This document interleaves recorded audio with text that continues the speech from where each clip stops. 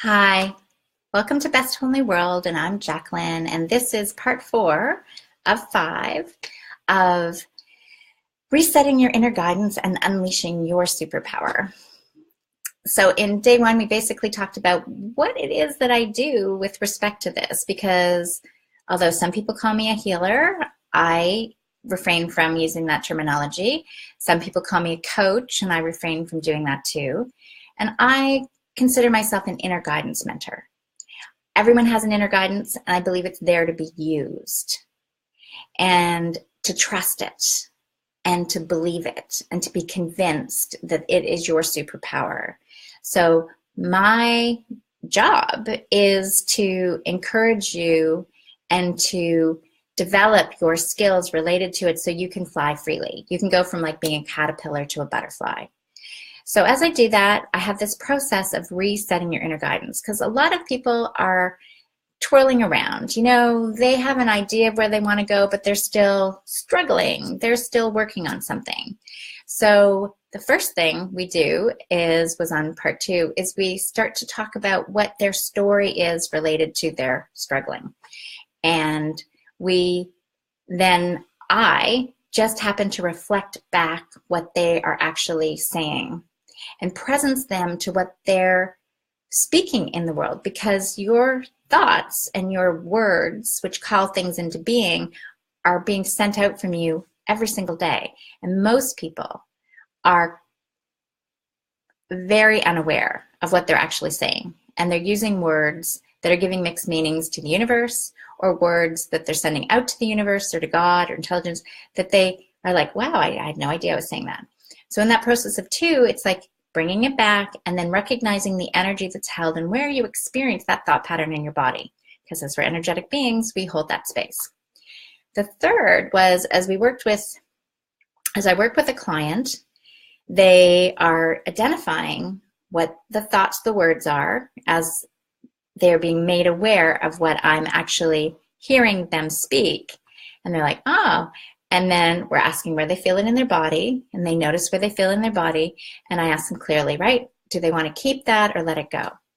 And that's where we are on day 4, is that part 4 is, do you really think it's that easy to identify what you're feeling, to decide where it is you want to go, and what, the opposite feeling is, to feel the choices of ease and flow instead of struggling, and recognize how that feels, and then simply making the choice to say, yeah, I'm going to let go of that, and I'm going to go for this.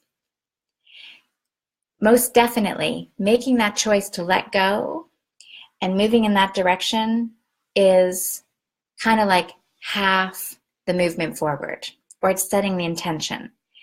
And if many people well, I've done things like that. Like, I know I have to let go of that. And I focus, or I want to use my positive affirmations or my mirror work and do these things.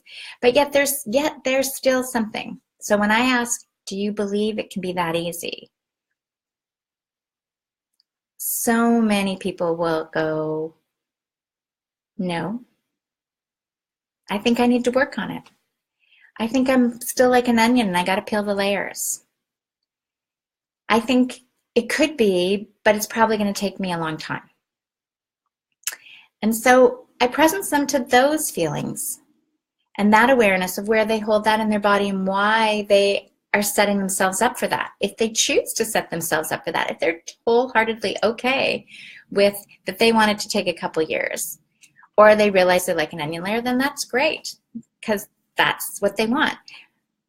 Most people, when they're still aware of what they're creating, that they have chosen to believe, they're like, yeah, why would I believe that?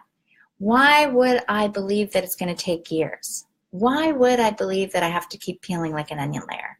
Why would I allow the spirit of doubt to enter into what I truly desire?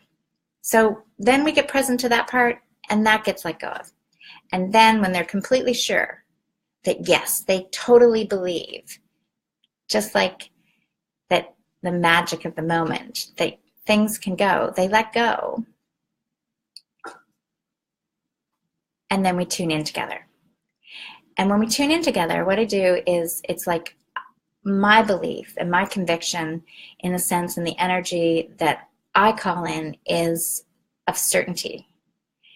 And it's the best way I can explain it, because it's really something you need to experience, because I'm always surprised at how other people feel, even on the other end of the world, around the other side. So, to give you an example, so when somebody decides, then we have them open up to receive. So they uncross their legs, they open up their hands and palms, and we just think of something happy. Just have them think of something happy, if that's their list of what they really want to accomplish. And in that process of opening up, whatever starts to come through me, I pour into them. And from this magical experience of exchange of energy that seems to move through me and transmitted to wherever to be received, people are amazed at the shifts that go on in their body. They can feel lightness. They can feel things just falling right off their shoulders. Vocabulary and things change. It just is like they become an entirely new being. And that is basically how a breakthrough session works, or resetting your inner guidance, because it's a breakthrough for most people. So many people have been done tons of spiritual work, and they come to me and they go, I know this, I know this, I know this, and they're surprised at the unconscious conversation that they're still having, that they entertain, and that they believe.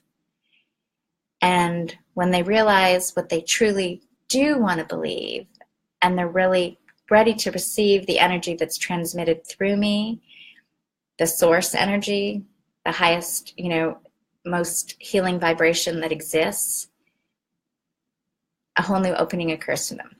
You're going to get to experience tomorrow on part 5 a session with one of my clients that's agreed to share.